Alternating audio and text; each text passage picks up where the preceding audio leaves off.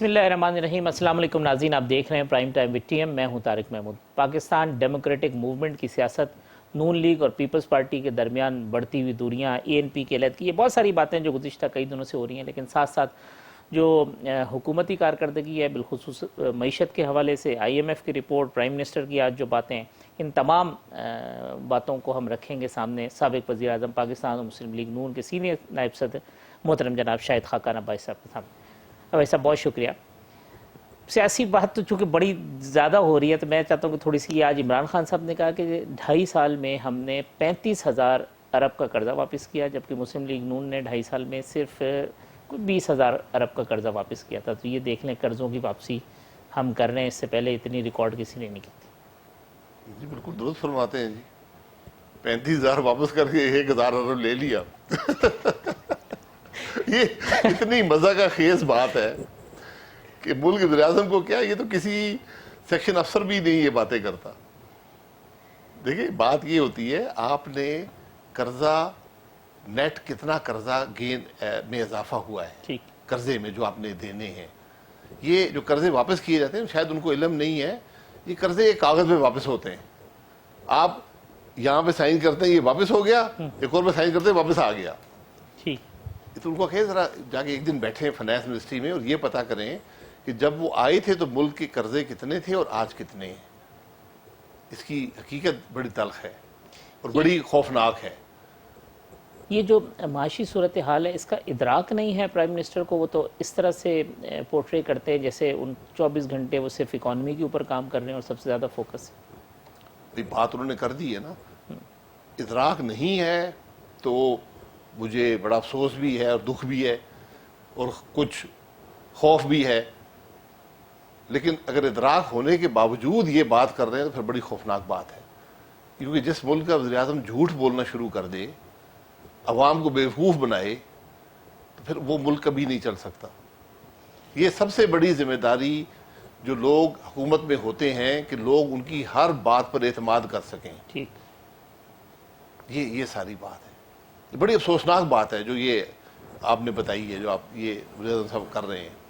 یہ IMF کی report آئی ہے، پھر اس سے لگتا ہی ہے کہ جو ان کے ٹارگٹ ہیں ان کو اچیو کرنے کے لیے مزید ٹیکسز، تو اب یہ جو بجٹ آ رہا ہے تو آپ کو یہ اس سے خوف آ رہا ہے کہ یہ جتنا ٹیکسز میں اضافہ ہوگا یا لگانے پڑیں گے، جو فگرز ہیں جو انٹرنیشنل آرگنائزیشنز کوٹ کر رہی ہیں؟ جی، کیونکہ آپ نے اتنا زیادہ قرضہ واپس کر دیا ہے کہ آپ کی جو سود تھا جو 1,500 ارب ہوتا تھا وہ 3,000 ارب پہ چلا گیا۔ تو وہ جو 1,500 اضافی سود آپ نے دینا ہے جو آپ نے قرضے لیے ہیں، یہ اس کے لیے ٹیکس لگانے پڑیں گے۔ یہ ہمارا وہ گھر ہے جس کی آمدن تو بڑھ نہیں رہی ہے، اخراجات بڑھ رہے ہیں، تو اس کے لیے مزید قرضہ لینا پڑتا ہے، اس قرضے پہ مزید سود ہوتا ہے۔ تو ہم تو ایک ایسی جگہ پھنس گئے ہیں جہاں سے واپس آنا ہی بڑا مشکل نظر آ رہا ہے۔ آپ عوام پر کتنا بوجھ ڈالیں گے؟ جتنا بوجھ اس حکومت نے ڈالا ہے اس کی پاکستان کی تاریخ میں کوئی مثال نہیں ہے۔ اس کے باوجود قرضے جتنے پاکستان کے ان کے آنے سے پہلے 71 سال میں لیے گئے تھے، انہوں نے اس کے اندر 50% اضافہ کر دیا ہے۔ 50%، 70 سال کے قرضے ایک طرف، 50% اضافہ ہو گیا ہے۔ اگر یہ بدقسمتی سے 5 سال پورے کرتے ہیں تو آپ نے جو قرضہ 71 سال میں لیا تھا وہ دگنا ہو جائے گا۔ لیکن یہ تو ملبہ پھر ابھی تک پرانی حکومت پہ ڈالتے کہ جی انہوں نے چیزیں اس وقت ٹھیک نہیں تھی، اس وجہ سے ہم اس نوبت پہ کھڑے ہیں۔ ملبے کی ضرورت نہیں ہے، حقائق بڑے واضح ہیں۔ 31 مئی 2018 کو آپ ایک جگہ پہ کھڑے تھے۔ آج کیا ایسا طوفان آیا ہے، کیا ایسی خرابی ہوئی ہے، کیا ایسی ناکامی ہوئی ہے کہ آج ہم یہاں پہ پہنچ گئے؟ آپ نے اس سے بہتر کرنا تھا، یا اگر آپ بہت برا کرتے تو آپ اسی سطح پہ برقرار رہتے، لیکن آج وہ کیفیت نہیں ہے۔ پوری اکانومی ایک چیز پہ اس کا دار و مدار ہوتا ہے، صحیح، اسے کہتے ہیں گروتھ۔ گروتھ اگر آپ کرتے رہیں گے، آپ قرضے بھی سسٹین کر سکتے ہیں، آپ سود بھی سسٹین کر سکتے ہیں، آپ ملک کی جو مہنگائی اس کو بھی کنٹرول میں رکھ سکتے ہیں اگر آپ گروتھ کر سکیں۔ یہاں گروتھ ختم کر دی گئی ہے۔ 5.8% گروتھ کا ملک 0.9 پہ لایا گیا، پھر منفی ہوا، اب یہ بات کر رہے ہیں 2.5 کی، عالمی ادارے بات کر رہے ہیں 1.5 کی۔ 1.5 گروتھ اس ملک میں جہاں پاپولیشن 2.2 سے بڑھ رہی ہو، یہ منفی گروتھ ہوتی ہے، نیٹ اس کا ایفیکٹ جو آئے گا وہ منفی آئے گا۔ معاشی عدم استحکام کی بڑی وجہ سیاسی عدم استحکام ہے؟ معاشی عدم استحکام کی واحد وجہ سیاسی عدم استحکام ہے، واحد وجہ۔ واحد وجہ۔ یہ معاملات ہمیں دوسرے پر یہ نہیں دیکھنا چاہیے کہ اس نے کیوں کیا۔ آپ اپنے حالات کو دیکھیں، میں ہمیشہ کہتا رہا ہوں اپنے گھر کو درست کریں، جو اب ملک کے آرمی چیف بھی یہی بات کر رہے ہیں کہ اپنے گھر کو درست کریں۔ اپنا گھر پھر کیسے درست ہوگا؟ مطلب کہ یہاں تو گھر والے سارے آپس میں بیٹھنے کو ہی تیار نہیں۔ جی، جب ملک آئین کے مطابق چلے گا، واحد راستہ ہے، کوئی اور راستہ نہیں ہے۔ یہ کیسے ہوگا؟ الیکشن اگر انہی حالات میں انہی چیزوں میں ہوں گے تو پھر 0.0 پہ کھڑے ہوں گے؟ کچھ نہیں ہوگا، پھر یہی چلتا رہے گا۔ میں کہہ رہا ہوں اس چہرے بدلنے سے، جماعتیں بدلنے سے معاملہ نہیں چلے گا۔ تبدیلی کیسے لائیں گے بھائی صاحب؟ دیکھیں نا، اگر اسٹریٹ کے ذریعے بھی تبدیلی نہیں آتی، پارلیمنٹ کے ذریعے بھی تبدیلی نہیں آتی، تو پھر کیا ہوگا؟ پھر صرف ہم کوستے رہیں گے، بات کرتے رہیں گے؟ یہی لیڈرشپ کا کرائسس ہوتا ہے، یہی لیڈرشپ ہوتی ہے۔ لیڈرشپ یہ نہیں ہوتی میں کرسی پہ بیٹھا ہوں، کرسی کوئی لیڈرشپ نہیں دیتی آپ کو۔ جب کرسی پہ بیٹھنے والا اپنے مفاد سے ملک کے مفاد کو، عوام کے مفاد کو بالا جانے گا، اس کو بہتر سمجھے گا، پھر بات آگے بڑھے گی۔ پاکستان کا فیلیور آج لیڈرشپ میں ہے، چاہے وہ پولیٹیکل ہو، چاہے وہ ملٹری ہو، چاہے وہ جوڈیشل ہو، چاہے وہ بیوروکریٹک ہو، چاہے وہ بزنس لیڈرشپ ہو، یہ سب کا فیلیور ہے۔ ہمیں اس بات کو ماننا پڑے گا۔ اور جتنی دیر ہو رہی ہے ہم ڈیزاسٹر کی طرف بڑھ رہے ہیں۔ ہر دن جو ملک فیصلے نہ کر پائے، فیصلے کرے امپلیمنٹ نہ کر پائے، وہ ملک کیسے چلے گا؟ پاکستان کے مستقبل سے خوف نظر آ رہا ہے آپ کو؟ دیکھیں، میں خوفزدہ ہو نہیں سکتا کیونکہ میں نے یہیں رہنا ہے۔ فوج کے جرنیل بھی ریٹائر ہو جائے گا، جج بھی ریٹائر ہو جائے گا، انہوں نے بھی یہیں رہنا ہے، لیکن وہ اپنے گھر پہ آرام سے بیٹھے ہوں گے۔ میں تو سیاست میں ہوں نا، میں نے تو کل پھر ان ٹکڑوں کو اکٹھے کرنا ہے اور پھر ملک کو چلانے کی کوشش کرنی ہے۔ جو کر گئے ہیں، آج ضیاء الحق صاحب کہاں ہیں؟ آج مشرف صاحب کہاں ہیں؟ آج بڑے بڑے چیف جسٹس تھے، وہ کہاں پر ہیں؟ بڑے بڑے بیوروکریٹ تھے، کہاں پر ہیں؟ بزنس لیڈر تھے، کہاں پر ہیں؟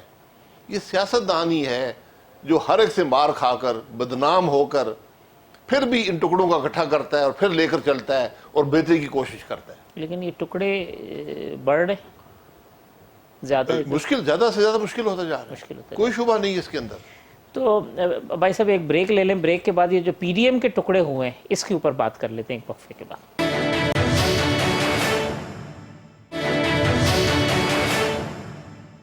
ویلکم بیک ناظرین، شاہد خاقان بھائی صاحب ہمارے ساتھ موجود ہیں۔ بھائی صاحب یہ جو ٹکڑوں کی بات کر رہے تھے بریک سے قبل، تو ٹکڑے تو آپ نے جوڑنے تھے، آپ نے اپنے پلیٹ فارم کے ٹکڑے کر دیے۔ کوئی پلیٹ فارم کے ٹکڑے نہیں ہوتے۔ دیکھیں، تحریک جو ہوتی ہے وہ اپنے بیانیے پہ چلتی ہے۔ 10 جماعتیں 9 نکل جائیں کو فرق نہیں پڑتا، جو نکلے گا اپنا نقصان کرے گا۔ میں یہاں کوئی ڈیبیٹ نہیں کرنا چاہتا کوئی کیوں نکلا، اس نے کیا کیا، کیا کسی نے نہیں کیا۔ اگر آپ بیانیے سے کمیٹڈ ہیں، ہر چیز ثانوی حیثیت رکھتی ہے۔ آج لوگ یہ سمجھتے ہیں کہ جب تک ہمارا ملک آئین کے مطابق نہیں چلے گا مہنگائی ختم نہیں ہوگی۔ تو پھر اس بیانیے میں لوگوں کو ساتھ رکھنے میں آپ ناکام ہوئے؟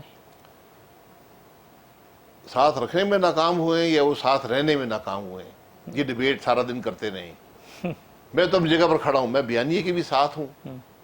میرے تو وہ مقصد ہے، میرا کوئی کرسی کا مقصد نہیں ہے، میرا کوئی مفاد کا مقصد نہیں ہے، اقتدار کا مقصد نہیں ہے۔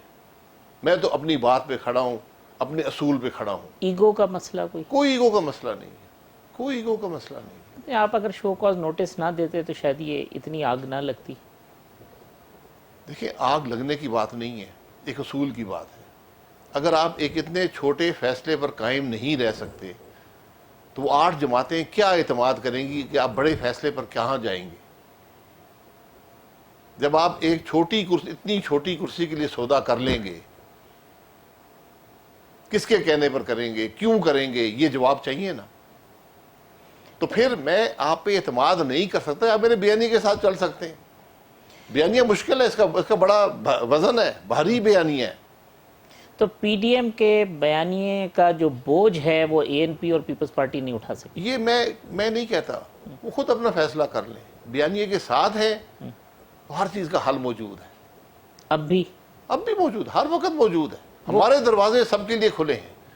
لیکن اگر آپ ایک اصول کو توڑیں گے، فیصلے کو توڑیں گے، آپ وہ کام کریں گے جو ہمارا بیانیہ جس کی نفی کر رہا ہے، جس پر ہمارا بیانیہ سارا مبنی ہے، پھر کیسے معاملہ آگے چلے گا؟ اب ریمیڈی کیا ہے بھائی صاحب؟ یہ گنجائش ہے؟ ریمیڈی وہی ڈھونڈ سکتے ہیں. سب میچور پارٹیز ہیں. ہمیں کسی سے کوئی جھگڑا نہیں ہے، کسی کو شو کاز جاری کرنے کا شوق نہیں ہے، نہ ہم نے شو کاز جاری کیا. ہم نے کہا جناب یہ معاملہ تھا، یہ فیصلہ تھا، آپ نے خلاف ورزی کی ہے، بتا دیں کیا وجوہات تھی. بس اتنا کہا، کوئی اور الزام نہیں لگایا، کچھ نہیں کہا. یہ معاملہ ہوا ہے. کہتے ہیں اجلاس بلاتے اس کے اندر پوچھ لیتے ہیں سب کچھ، تاکہ چلے ہم واپس لے لیتے، اجلاس بلا کے بتا دیں، وہاں بتا دیں. اس سے بہتر نہیں ہے کہ لکھ کے بتا دیں سب جماعتوں کو کہ وہاں پہ تلخی نہ ہو. بھئی کیا ہے نا آپ نے، یا کہ ہم نے نہیں کیا. یعنی سربراہی اجلاس میں تلخی سے بچنے کے لیے یہ وضاحت مانگی تھی. طریقہ ہوتا ہے نا. سربراہی اجلاس اس مقصد کے لیے نہیں ہے کہ وہاں پر ایک دوسرے پر الزامات لگائیں، تم نے یہ کر دیا، تم نے یہ کیا، میں نے یہ کیا. اس سے بچنے کے لیے ایک معاملے پر ایک فیصلے کی خلاف ورزی ہوئی ہے، بیانیے کی خلاف ورزی ہوئی ہے، جو بنیاد ہے پی ڈی ایم کی، اس کی خلاف ورزی جب ہو گئی تو آپ سے پوچھنا میرا حق ہے. آپ جواب نہ دیں، آپ کی مرضی ہے نہ دیں. آپ کہیں نہیں میری مرضی ہے جو میں کروں گا. حیدری صاحب اس دن کہہ رہے تھے کہ شاہد صاحب اور ہم گئے تھے تو امیر حیدر ہوتی صاحب نے ایڈمٹ کیا کہ ہاں یہ غلطی ہوئی ہے، صرف اسفند صاحب نے جو ہے نا وہ دوستی نبھائی ہے. میں یہ وہ باتیں ایک کمرے میں اعتماد میں ہوتی ہیں. ہم ان سے ملنے گئے تھے، وہاں باتیں ہوئی ہیں، وہ ہمارے ان کے درمیان ہیں، وہ ٹی وی پر نہیں آنی چاہیے. تو یہ جو ابتدا خراب ہوئی ہے ٹی وی پہ باتیں آنے سے ہی تو ہوئی ہے جب آصف صاحب کی تقریر شروع ہوئی. نہیں، اس سے کوئی تعلق نہیں ہے. اس کا اس معاملے سے کوئی تعلق نہیں ہے. وہ اختلاف رائے تھا. یہ ایک فیصلے کی نفی ہے.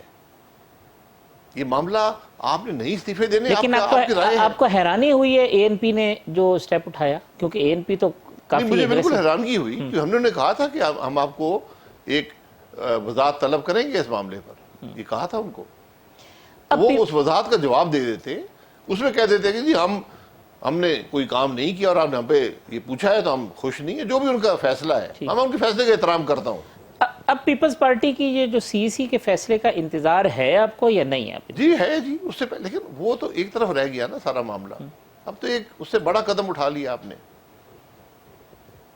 نے ایک فیصلے کی نفی کر دی. آپ حکومتی بینچز پہ گئے، وہاں سے لوگ اٹھا کر یہاں لے آئے، اور عام لوگ نہیں تھے، باپ کے لوگ تھے. باپ کہاں سے پیدا ہوئی ہے پورا پاکستان جانتا ہے. تو آپ وہی کام کر رہے ہیں جو پی ڈی ایم کا بیانیہ کہہ رہے ہیں کہ ہم نہیں جس میں شامل ہوں گے. ہم نے ماضی کو دیکھا ہے، ہم نے یہ سب تجربے کیے ہیں، ہم اس معاملے کا حصہ رہے ہیں. ہم سمجھتے ہیں کہ نہیں چلتا ملک ان سے. آپ نے پھر جا کے وہی کام کر دیا. اب پیپلز پارٹی آپ لوگوں کو پی ڈی ایم سے نکالے گی، آپ ان کو نکالیں گے، خود ہی الگ ہوں گے. اب ہوگا کیا؟ وہ کہیں گے جی ہم بھی پی ڈی ایم، آپ کہیں گے ہم بھی پی ڈی ایم. ٹھیک ہے، وہ بھی اپنی جگہ پہ کریں، ہم اپنی جگہ پہ کوشش کریں گے. مقصد اگر ایک ہی ہے تو ٹھیک ہے، وہ کرتے رہیں. یہ تو فیصلہ جب جواب دیں گے تو پی ڈی ایم فیصلہ کرے گی کہ ان کو ساتھ رکھنا ہے یا نہیں رکھنا. سربراہی اجلاس میں پیپلز پارٹی کو دعوت دیں گے کوئی اب اگر ہوتا ہے؟ جی اجلاس جب ہوا، اجلاس سے پہلے یہ معاملہ طے ہوگا نا. یہ اجلاس بلا کر ہی یہ طے ہوگا. ان کو ایک انہوں نے غلطی کی ہے، ایک خلاف ورزی کی ہے، اس کا جواب دے دیں.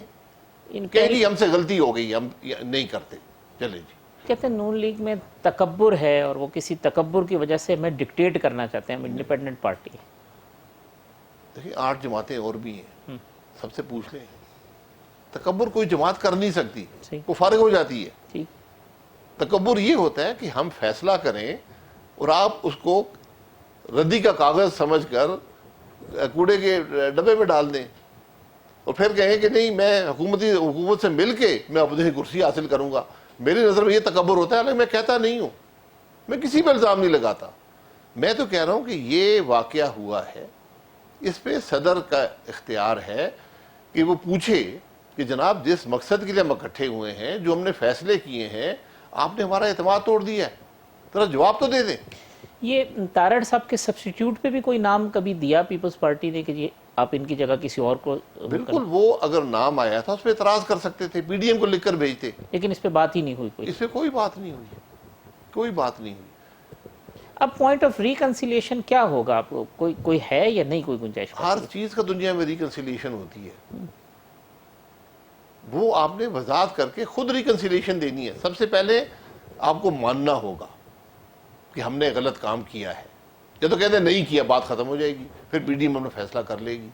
اگر آپ مانتے ہیں کہ غلط کام کیا ہے پھر اس کا حل بھی دیں، اتنی بات ہے۔ یعنی پیپلز پارٹی پہلے اپنی غلطی تسلیم کرے؟ بھئی نہ کرے، میں کہہ رہا ہوں ان کی مرضی ہے، اور سمجھتے کہ اچھا کام کیا تو بالکل وہ لکھے، یہ لیکن کہہ آپ دیں۔ کی لڑائی سے الٹیمیٹ بینیفیشری تو پھر عمران خان ہو گئے۔ نہیں جی، عمران خان کسی چیز کا بینیفیشری نہیں ہے۔ عمران خان حکومت میں ہے، جس کو اس کو پتہ نہیں ہے۔ حکومت میرے اندر اختلاف ہو اپوزیشن میں، اس کو کوئی فائدہ نہیں پہنچتا۔ حکومت اپنے کام اور کارکردگی کی بنیاد پر فائدہ حاصل کرتی ہے، اپوزیشن حکومت کی کمزوری سے فائدہ حاصل کرتی ہے۔ ٹھیک، یہ ساری سیاست ہوتی ہے۔ میں یہاں سیاست کی بات نہیں کر رہا ہوں، میں یہاں ملک کی بات کر رہا ہوں۔ یہ جو 8 جماعتیں ہیں یہ اب کسی انتخابی اتحاد کی جانب احسن صاحب کہتے ہیں راہ ہموار ہو گئی ہے؟ یہ ممکن ہے، یہ ممکن ہے کہ آپ اگلی دفعہ جب جائیں تو عوام کے سامنے ایک بیانیہ لے کر جائیں کہ ہم جناب یہ ہمارا موقف ہے، یہ باقی سب اس موقف کے خلاف ہیں، عوام خود فیصلہ کر لیں گے۔ اب اس موقع یہ ممکن ہے، میں یہ نہیں کہہ رہا ہوں کہ ہوگا۔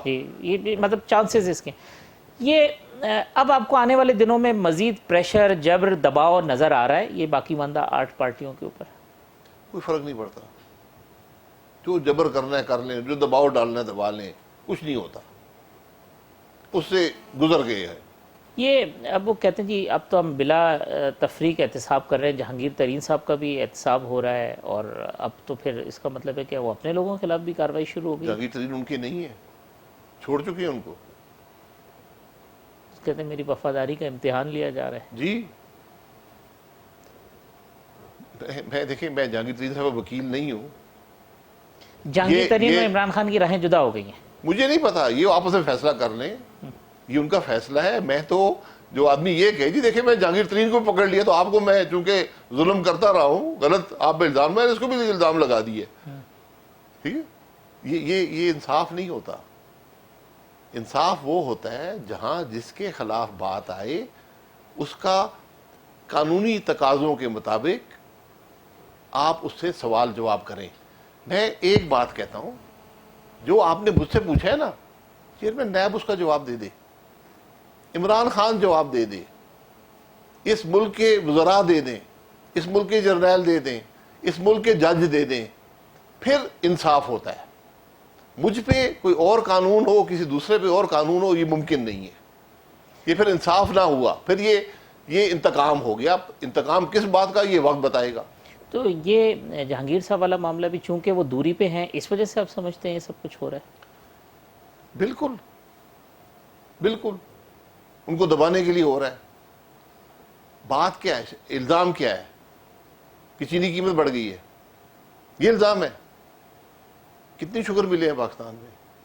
میں جہانگیر ترین صاحب سے 2-3 دفعہ واجبی طور پر زندگی میں ملا ہوں، میرا ان سے کوئی لینا دینا نہیں ہے۔ میرا سوال صرف یہ ہے کہ اگر شوگر ملوں نے چینی کی قیمت بڑھائی ہے، اگر شوگر ملوں نے بڑھائی ہے تو پھر سب شوگر ملوں کو پکڑیں، پھر سب کو پکڑیں۔ یہاں تو آڑتیوں کو پکڑ رہے ہیں۔ پھر یہ پتہ کریں کہ چینی کی قیمت بڑھی کیسے ہے۔ چینی کی قیمت ایک ای سی سی کے فیصلے اور کابینہ کے فیصلے سے بڑی ہے۔ پہلے ان سب کو اندر کریں، ان سب کو اندر کریں، وہ ضمانتیں لے کر آگے حکومت کریں نا۔ جہانگیر ترین نے اگر کوئی فائدہ اٹھایا ہے اس فیصلے سے فائدہ اٹھایا ہے، اگر شوگر ملوں نے فائدہ اٹھایا اس فیصلے سے اٹھایا ہے جو تمام اعداد و شمار کے مخالف تھا، جو کابینہ کی تاریخ کے مخالف تھا، جو زمینی حقائق کے مخالف تھا۔ آپ نے اجازت دے کر ایک کرپشن کی، اس سے فائدہ اٹھایا ان لوگوں نے۔ 2 تفتیشیں آپ کرا چکے ہیں، उन तफ्तीशों को पढ़ा है किसी नहीं, ने? अगर वो मुजरिम है जहांगीर तरीन, तो फिर इमरान खान साहब और ईसीसी की सरबराही करने वाले भी मुजरिम वो तो होते हैं। बड़े मुजरिम हुए बड़े ना। मुजरिम। उनके जुर्म से एक आगे जो बेनिफिशियरी था वो जहांगीर तरीन साहब हो सकते हैं। एक आखिरी बात भाई साहब के कल एक कमेटी में जो कौमी असम्बली की मंजूर हुआ कि अफवाज पाकिस्तान को बदनाम करने के ऊपर जो है ना फिर 2 साल की सज़ा, और ये कमेटी के अंदर जो बिल हुआ है इसके ऊपर बहुत सारी बातें उठ रही हैं। कल मुखालफत भी की अपोजिशन ने कि फिर इसको as a tool of victimisation इस्तेमाल किया जाएगा। देखिए, मैं अफवाज पाकिस्तान को जब कानून की ज़रूरत पड़ जाए अपनी इज्जत बचाने के लिए, फिर हम कहाँ पर खड़े हैं, मेरा सवाल ये है। बड़ी बात है। बाकी बात छोड़ें। बहुत बहुत शुक्रिया शाहिद खाकारा भाई साहब की गुफ्तगू आपने सुनी। एक वक्फे के बाद आएंगे तो साबिक वज़ीर आज़म पाकिस्तान पीपल्स पार्टी के रहनुमा राजा परवेज़ अशरफ साहब हमारे साथ होंगे।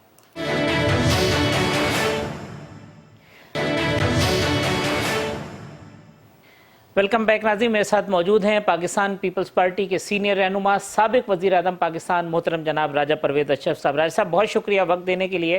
राजा साहब, ये बेसिकली ये शुरू कहाँ से हुआ, या ये एक लावा पकड़ा था जो एकदम से इन 1-2 इवेंट में फट गया? कुछ पहले की चीज़ें थी?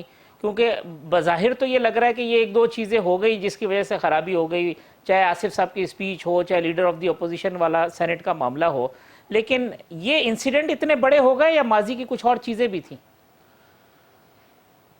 हाफिज साहब, मैं समझता हूँ कि ये तो कोई इतने बड़े वो रीज़न नहीं थे ठीक, जिनसे हम सोचें कि हम जहाँ पर पहुँच चुके हैं या जिसकी तरफ हम जा रहे हैं वो तो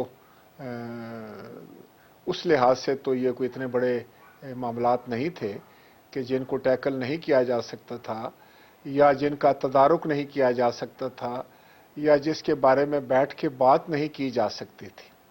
होता यह है कि किसी वक्त दानस्ता तौर पर और या नादानिस्ता तौर पर हमारे कुछ दोस्तों ने बड़ी उजलत में मैं ये कहूँगा, और या मैं समझता हूँ ना समझते हुए मामलात को उन्होंने ऐसे जो है वो इकदामात कर दिए, इतनी जल्दी उन्होंने रिएक्शन शो कर दिया। सियासत में देखें, सियासत is a game of possible. ठीक है। आपने वहाँ पे अपने जो इमोशनल स्टेबिलिटी है उसका मुजाहरा करना होता है। आपने जज्बातियत में आके जो है वो फैसले नहीं करने होते। और सबसे बड़ी बात जो सियासत सिखाती है वो ये है कि बड़े से बड़ा मसला भी आपस में मिल बैठ के तय पा सकता है, और अगर उस पर कोशिश की जाए तो सियासतदान तो वही होता है जो अंधेरे में भी रोशनी को तलाश करता है। सही। आखिर क्यों, कौन सा इतना बड़ा इससे बड़े बड़े मसाइल हमारे रास्ते में आए और हमने उन पे बाखूबी जो है उनका हल निकाल लिया। मिसाल के तौर पे मैं आपको हाफिज साहब बताता हूँ, वो मैं आपको बताना चाह रहा था कि जब हमारा ये इत्तेहाद कायम हुआ तो पहला नुक्ता जो हमारे दोस्तों ने उठाया, जिसमें PMLN भी थी, दूसरे हमारे कुछ मेंबरान भी थे, उन्होंने कहा कि हमें किसी तौर पर भी किसी बाई इलेक्शन में भी हिस्सा नहीं लेना चाहिए। ठीक बात। बाइकआउट कर देना चाहिए, असेंबलियों में जाना ही नहीं चाहिए, असेंबलियों में बैठना ही नहीं चाहिए, और हमें इस्तीफे दे के घर आ जाना चाहिए।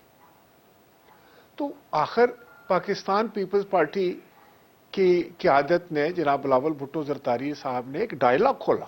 उन्होंने कहा कि आए एक दूसरे को कन्विंस करते हैं कि क्या ज़िमनी इंतखाबात में जो है हिस्सा लेना जो है वो हमारा बनता है या नहीं बनता, उससे मुल्क को कौम को फ़ायदा है या नहीं है, उससे इत्तेहाद को फ़ायदा होगा या नहीं होगा। तो फिर मैं समझता हूँ कि उन्होंने पूरी जमातों को कन्विंस किया, पूरे इत्तेहाद को कन्विंस किया, और ज़िमनी इंतखाबात में PDM ने हिस्सा लिया। बल्कि उसमें कमजोरियां रही होंगी, लेकिन आपने देखा कि ओवरऑल PDM ने वो इलेक्शन जीत लिया पूरे पाकिस्तान में, तमाम सूबों में, और बड़ी नेकनामी हुई। उसके बाद फिर हमारे दोस्तों ने कहा कि हम जो है वो अब सेनेट के इंतखाबात में हिस्सा नहीं लेंगे।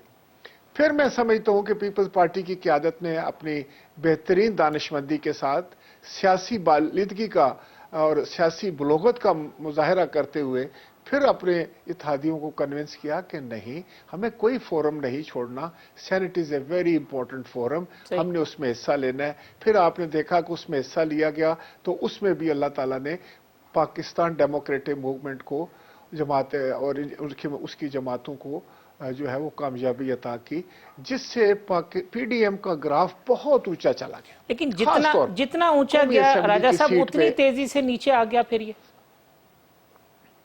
नहीं, ये मैं आपको सिर्फ वही एक उसी को मैं डिस्कस करने जा रहा हूं कि हमने तो जो भी इकदामात किए, जो इकदामात तजवीज़ किए, जिन इकदामात की वकालत की, उन पर अमल करते हुए पीडीएम जो था वो आसमान पर पहुंचा। बदकिस्मती से ये जरूरी नहीं है कोई, हम एक जमात तो थे नहीं हाफिज साहब, जी ठीक। हम तो मुख्तलिफ जमातें थी। अपोजिशन में हम सारे इस वक्त at this point of time हम लोग मौजूद थे। तो हमारा एक जो कदर मुश्तरक थी वो ये थी कि हम सारे अपोजिशन में थी, और इसी तरह इत्तेहाद बनते हैं। ये एक बेसिक इंग्रेडिएंट तो यही होना चाहिए ना कि कदर मुश्तरक हो, और वो ये थी कि हम सारे अपोजिशन में हैं।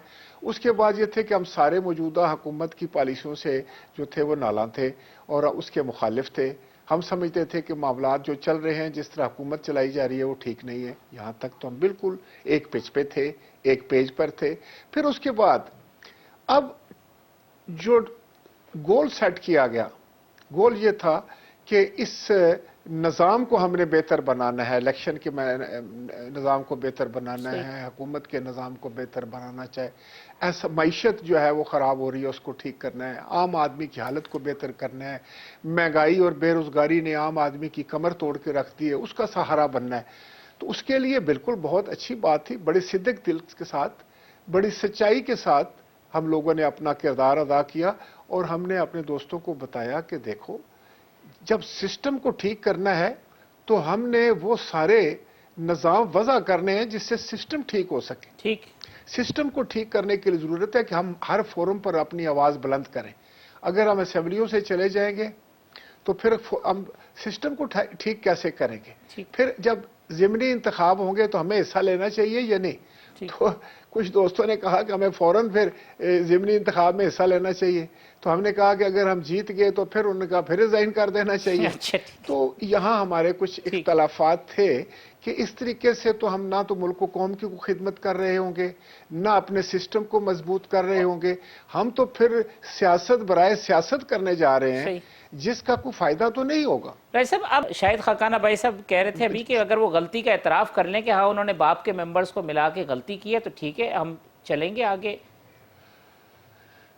देखिए, मैं आपको एक बात बताऊं कि ये शाहिद साहब का ज़ाती तौर पर मुझे एतराफ़ है, हम एक ही खिते से हैं, और ये भी एक चांस है कि हम दोनों वज़ीर आज़म भी रहे हैं और तकरीबन एक जितनी मुद्दत ही रहे हैं दोनों।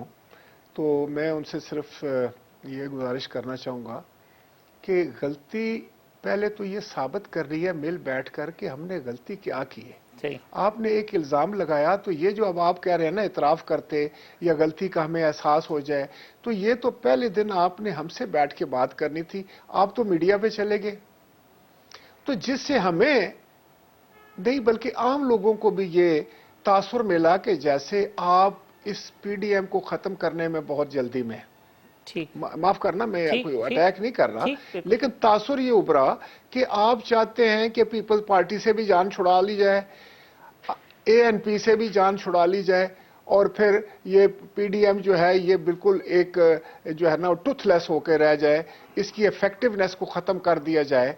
तो लोगों में एक तासुर उभरा कि आप लोग डायरेक्टली या इनडायरेक्टली हुकूमत वक्त की मदद तो नहीं कर रहे, और अगर आप कर रहे हैं तो फिर सवाल उभरा कि क्यों कर रहे हैं, उसमें आपको क्या फ़ायदा होगा, क्या आपको कुछ किस वजह से है, क्या सियासी ये मूव है कि एक आम सियासी वर्कर इसको समझने से कासर था।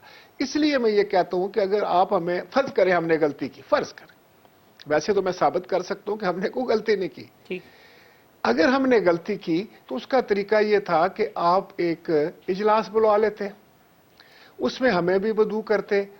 मैं उस इत्तेहाद का सीनियर वाइस प्रेसिडेंट हूं, ठीक, मौलाना फजलुर रहमान उसके प्रेसिडेंट हैं, आप उसके सेक्रेटरी जनरल हैं। ठीक, आप इजलास आप मुझसे कहते हैं, अगर मौलाना फजलुर रहमान साहब की तबीयत ठीक नहीं थी, आप मुझसे कहते, जो तरीका कार है कि मैं एक इजलास हम बुलाना चाहते हैं कुछ पार्टी, और हम सारे पीडीएम इकट्ठे होकर कुछ हमारा एजेंडा है जिस पे बात करना चाहते हैं, आप उस एजेंडे में ये बात रखते।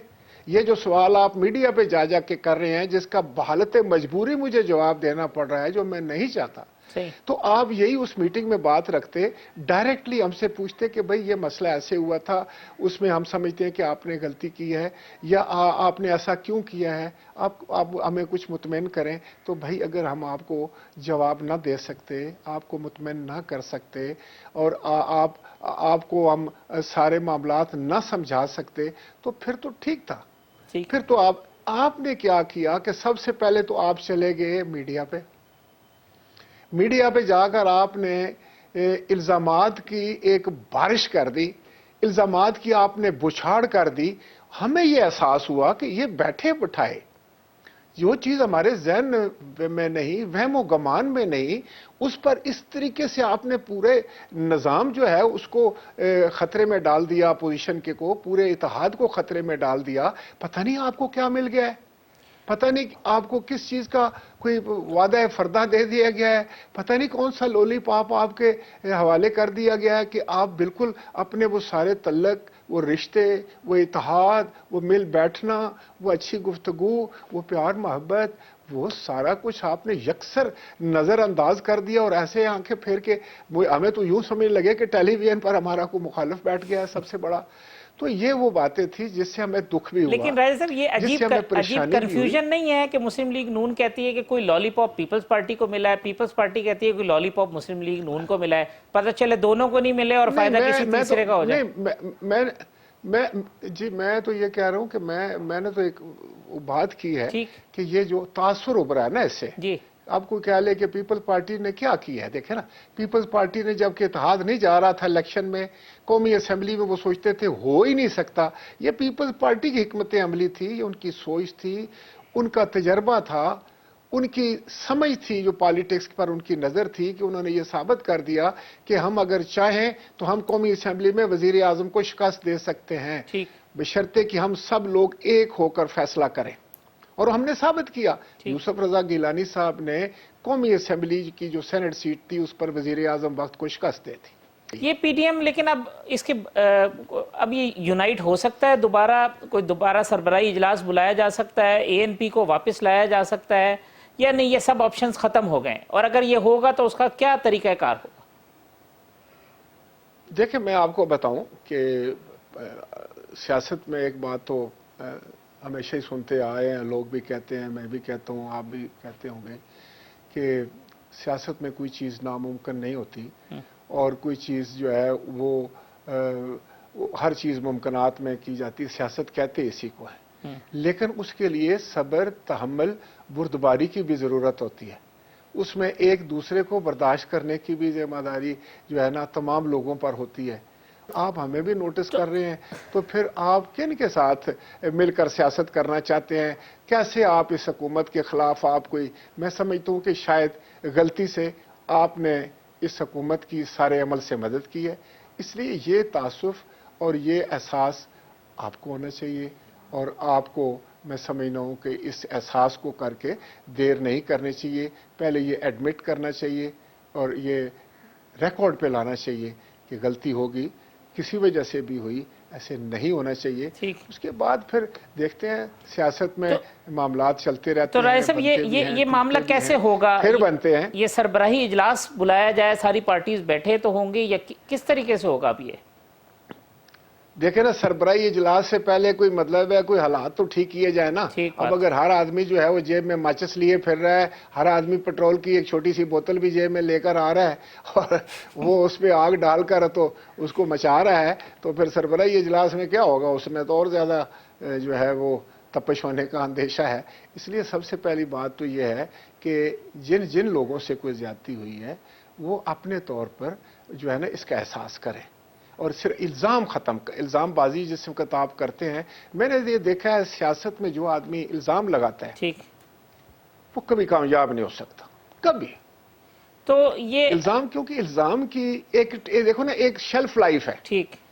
ایک پیریڈ ہے جس میں آپ اس کو کسی تاثر کو قائم رکھ سکتے ہیں. ایک جھوٹی بات ہوتی ہے نا, الزام کا مطلب ہوتا ہے جس میں حقیقت نہ ہو. آپ نے الزام لگا دیا, تو رائے صاحب اب آخری بات, الزام لگا دیا تو وہ 1 دن 2 دن 15 دن مہینے کے بعد وہ الزام جب ختم ہو جائے گا, جب الزام کی اصلیت سامنے آ جائے گی, آپ کا جھوٹ کھل جائے گا, تو پھر آپ کا قد بہت چھوٹا ہو جائے گا. لہذا سیانے یہ کہتے ہیں کہ بات کرنے سے پہلے 100 دفعہ سوچو, 100 دفعہ تولو, اس کے بعد پھر بولو. رائے صاحب آخری بات یہ فرما دیجئے گا کہ مولانا فضل الرحمان صاحب سے آپ کی اب آپ توقع کیا ہے, یا ان سے آپ کی ڈیمانڈ کیا ہے کہ وہ انٹروین کریں ایز پریزیڈنٹ دونوں پارٹیز کے ساتھ, کیا کریں وہ؟